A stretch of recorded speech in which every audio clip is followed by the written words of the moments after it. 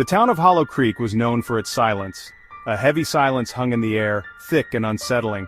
It was the kind of silence that made you afraid to breathe too loudly. At the edge of town, nestled between a graveyard and an abandoned church, lived Mr. Elias Whitmore, the Dollmaker. He was a strange, gaunt man with eyes that seemed to see too much. His hands, twisted with age, created dolls of unsettling beauty. Mr. Whitmore's dolls were famous. People said they looked alive. Their eyes, made of polished glass, seemed to follow you.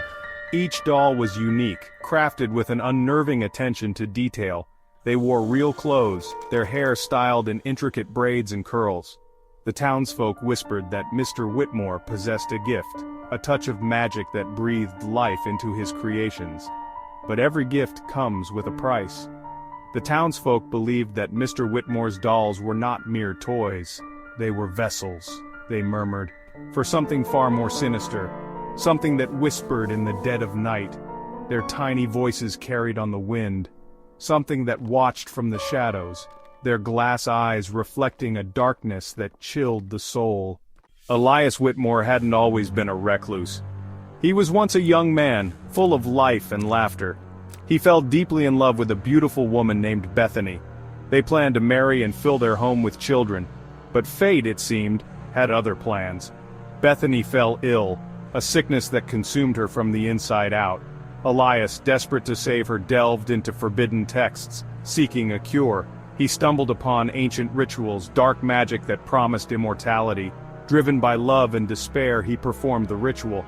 But the ritual was flawed. Instead of saving Bethany, it trapped her soul, not in her own body but in a doll, a perfect replica of the woman he loved, her vacant eyes staring into eternity.